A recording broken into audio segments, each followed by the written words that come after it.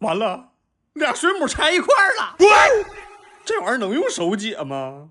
水母来啦，雇佣雇佣，看看这小意境，如同那黑夜中扑火的扑棱蛾子。介绍一下啊，这个水母的品种不重要，是啥我也没记住。重要的是这个品种名叫大西洋海刺，是一种专门吃水母的水母。也就是说，刚才不重要的那个是饲料。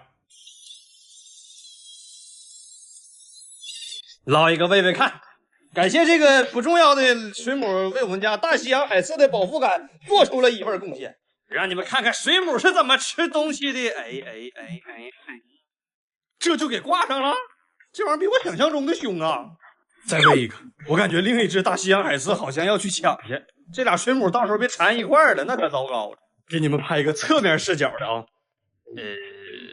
啥也看不清。水母呢？ What the fuck？ 太凶残了，啥时候吃的我都没偷着，而且我最担心的事儿好像发生了，他俩是不是那个触手缠一块儿了？这咋整？我也不敢上手啊，给我手也缠一块儿了，咋整啊？要么研究研究，时间长，他俩是不是应该就能分开了？2000 years later， 半小时了啊，喂鱼我都喂一圈了啊，这俩水母越缠越紧呐！What the fuck？ 实在不行上手吧。你们说我这回我要拿手解了，下回他俩再缠我还有手解了不？这只海星正在4倍加速的镜头下翻身，就瞅他缓慢抬起脑袋这个样子，再给他加个表情，像不像刚搁煤堆里出来的派大星？不是。我的派大星家族又增加新成员了，看看这3个，我觉得这个是最好看的一个。华丽版的派大星，这个我觉得也不错。少女粉印花版派大星，这个的画风就有点暗黑了。尖刺黑化版派大星，动画片里派大星不是用2个脚走路吗？我让你们看看现实版的派大星脚在哪啊？先给它翻过来，让你们看看派大星是怎么翻身的。出来干啥呀？抢什么镜头啊？这期的主角是派大星，回去去。这章鱼哥真是哪有事哪到。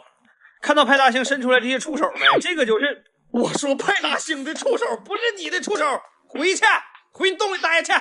这期主角不是你，回去，回去，回上。信不信哥们儿今天蘸酱油就给你生吃了？哼，怕了？别惹我啊！我狠起来吃章鱼都不吐骨头。耶！你什么时候翻过来的？你这也太快了吧！咱们再看一遍啊。现在用的是5倍的加速镜头，看到他伸出来那些小触手了吗？那个就是现实版派大星的脚，然后再看看他这个慢慢抬起头的样子，再给他加个表情，一个刚从煤堆里出来的派大星就完成了。再把这仨海星也翻过来，让你们看看他们集体翻身的样子。咋就他一人翻身呢？不是，你俩是不会翻身吗？那你们是怎么活到现在的？长这么好看，白瞎了。你又过来干啥？也抢镜啊！我吃虾也不吐骨头，我跟你讲，酱油瓶子还在那儿呢啊！这个视频是前几天拍的，其实本来不想发的，可是最近确实评论区有好多人都在问，我也想给大家一个交代吧。那天是我早上起来就发现燕子瑶这样了，当时我立刻问了好几个玩海缸的大神，还有几个海洋馆的技术人员，但是都说已经没法治了。综合总结一下，导致这样的原因最有可能的是燕子瑶本身体内就有一些寄生虫，在我家食物充足，这就给了寄生虫生长和大量繁殖的条件，然后就导致它越来越能吃，但也突然之间暴瘦，变成这样。其实发这期视频吧，挺纠结的，虽然经常被大家叫海洋之灾，但我也知道你们是开玩笑的。其实我挺怕听着这词儿的，因为就每次提及可能就是一条生命的离开，我挺纠结的。这条视频如果不发，对喜欢燕子瑶的粉丝没有交代；发吧，还容易被人说是故意养死的。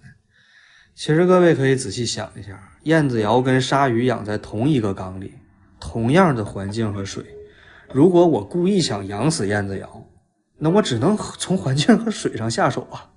那鲨鱼同样它也好不了。如果从食物上下手呢，我之前视频大家也看了，我都砸扇贝把肉抠出来喂它呀。我虽然养鱼技术不是很厉害，这个大家也都知道，但我也在学习中。光这个鲨鱼缸里面就有包括超大的外置氮分、内置氮分、臭氧发生器等6个净水设备。全海鱼圈公认难养的灯夹鲷，我养活了5条，而且全部稳定开绳。我作为一个喜欢动物的人，其实我挺怕大家觉着我虐待动物的。有时候家里海鱼死了，我都不敢发视频。但是我又觉着，你说这样是不是对喜欢我家动物的粉丝没交代啊？电鳗前几天身上长白点儿，完了刚治好，现在身上的皮又开始烂。养过电鳗的朋友都知道，这个物种就是啥都好，就是身上容易烂，就水没问题，有时候也烂。我现在是给电鳗缸2天换一次水，水里下的黄粉和土霉素，这些治疗过程我都没拍。他们生病我都不敢拍啊，更别提我会故意养死他们，然后发视频博取流量了。大家喜欢我养这些宠物，我也不想给大家看着他们生病那样，都挺稀罕的，那瞅着不心疼吗？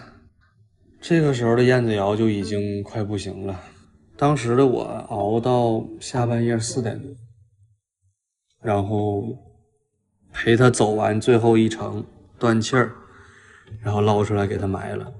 当时都不敢睡觉，因为如果不及时把燕子瑶的尸体捞出来的话，整缸的水都可能会崩溃。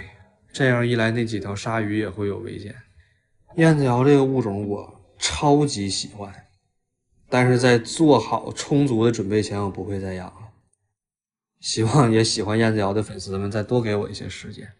海鱼这个东西，吃设备、吃品种，极度的不稳定，所以想要养好的话，就一定还是提高自己的饲养技术。今天的视频呢，也是给喜欢燕子瑶的粉丝们一个交代。再一个就是希望养鱼的朋友以我为戒，按时做好驱虫。就这样，电鳗的那个病我还得去治，能用的药、能用的手段我已经几乎全都用了。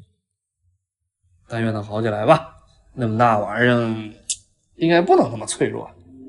嘿，张一干，没事干出来吃个虾呀！这虾我跟你说，鲜嫩多汁，紧实弹牙，用马尔代夫的海水腌制了8856年。啥也不说了，扔里，让章鱼哥给大家展示一下他超强的捕猎本领。章鱼发现猎物是依靠他那超强的视觉，这种物种的视觉，你奔我来干啥呀？虾搁那儿呢，你瞎呀？瞅我干啥？你瞅那儿，瞅他，瞅他，瞅虾。我看你好像瞎，太笨了，那虾都钻石头缝里都没瞅着。